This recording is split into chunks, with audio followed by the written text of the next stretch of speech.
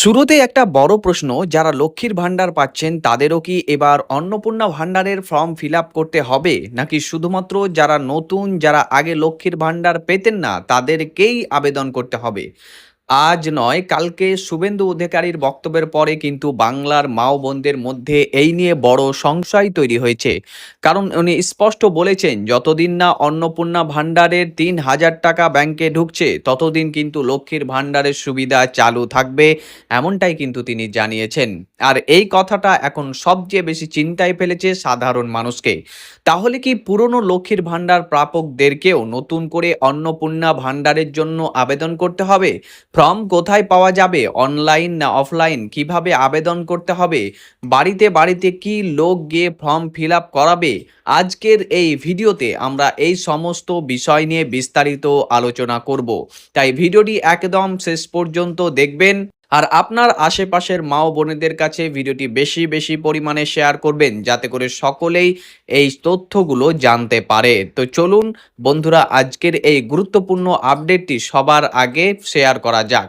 তার আগে আপনি যদি আমাদের এই চ্যানেলে নতুন হয়ে থাকেন তাহলে অতি অবশ্যই চ্যানেলটিকে সাবস্ক্রাইব করবেন, এবং ফেসবুক থেকে দেখে থাকলে অবশ্যই পেজটিকে ফলো করতে কিন্তু ভুলবেন না। তো চলুন আজকের এই ভিডিওটি শুরু করা যাক। কালকে শুভেন্দু অধিকারী ঠিক কি বলেছিলেন? উনি বলেছিলেন আগামী কাল, অর্থাৎ আজকের কথা তিনি বলেছিলেন যে নবান্ন থেকে তিনি কিন্তু একটি সংশ্লিষ্ট দপ্তরের মন্ত্রী এবং আধিকারিকদের উপস্থিতিতে অন্নপূর্ণা যোজনার ফর্ম প্রকাশ করবেন। এছাড়াও উনি স্পষ্ট জানিয়েছিলেন অফলাইন এবং অনলাইন দুই ধরনের আবেদনেরই ব্যবস্থা থাকবেই বলে তিনি কিন্তু মন্তব্য করেছেন। মানে আপনারা চাইলে অনলাইনেও আবেদন করতে পারবেন, আবার চাইলে অফলাইনেও কিন্তু জমা দিতে পারবেন ফর্ম। শুধু তাই নয়, উনি আরও বলেছেন সরকার সাধারণ মানুষকে একা ছেড়ে দেবেন না।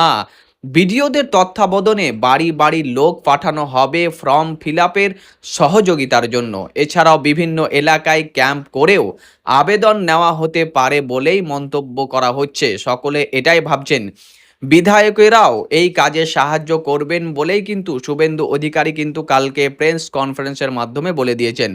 এখন সবচেয়ে গুরুত্বপূর্ণ প্রশ্নে আসি, কারা ফর্ম ফিল আপ করবেন?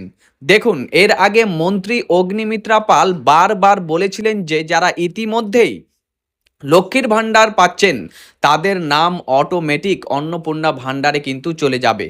মানে তাদের নতুন করে কিছুই করতে হবে না, এমনটাই ইঙ্গিত পাওয়া গিয়েছিল। কিন্তু কালকে শুভেন্দু অধিকারীর বক্তব্য একটা নতুন বিষয় সামনে এসেছে। উনি বলেছেন যতদিন না অন্নপূর্ণার ভান্ডার টাকা অ্যাকাউন্টে যাচ্ছে ততদিন লক্ষ্মীর ভান্ডারের সুবিধা কিন্তু চালু থাকবে। সেই সুবিধা কিন্তু বন্ধ করা হবে না এবং সকলেই সেই টাকা পেতে থাকবে। এখান থেকেই মানুষের মধ্যে কিন্তু ডাউট শুরু হয়েছে। কারণ যদি পুরনো প্রাপকদের কিছুই করতে না হয় তাহলে আলাদা করে যতদিন না টাকা পাচ্ছেন এই কথাটা বলার দরকার পড়তো কেন? তাহলে কি সবাইকে নতুন করে আবেদন করতে হবে, নাকি শুধুমাত্র নতুনদের জন্যই এই ফর্ম? এই নিয়ে কিন্তু অনেকেই বিভিন্ন ধরনের মন্তব্য করছেন। দেখুন, এই মুহূর্তে এই প্রশ্নের উত্তর 100% অফিসিয়াল উত্তর এখনো প্রকাশ হয়নি। কারণ শুভেন্দু অধিকারী নিজেই বলেছেন আজ বিস্তারিত বলা যাচ্ছে না, কালকে ফর্ম প্রকাশের সঙ্গে সঙ্গে সমস্ত গাইডলাইন জানানো হবে। অর্থাৎ তিনি আজকের কথা কিন্তু ইঙ্গিত করেছিলেন কালকের প্রেস কনফারেন্সে। তাই এখনই নিশ্চিতভাবে কিছুই বলা, বিভ্রান্ত ছড়ানো ঠিক হবে না।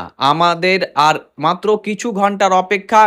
আজকে বিকালেই পরিষ্কার হয়ে যাবে পুরনো লক্ষ্মীর ভান্ডার প্রাপকদেরও আবেদন করতে হবে কিনা, নাকি শুধুমাত্র নতুনদের জন্যই এই ফর্ম নিয়ে আসা হয়েছে, এটাও কিন্তু আজকেই জানতে পারবেন। তবে একটা কথা অবশ্যই মনে রাখবেন, যদি সরকার বলে সবাইকে ফর্ম ফিল আপ করতে হবে তাহলে অবশ্যই আবেদন করবেন। রাগ বা অভিমান করে কিন্তু আবেদন না করলে পরে কিন্তু আপনি এই প্রাপ্য টাকা থেকে বঞ্চিত থাকবেন এবং এই টাকা কিন্তু আপনি আপনার খাতাতে বা ব্যাংকে পাবেন না।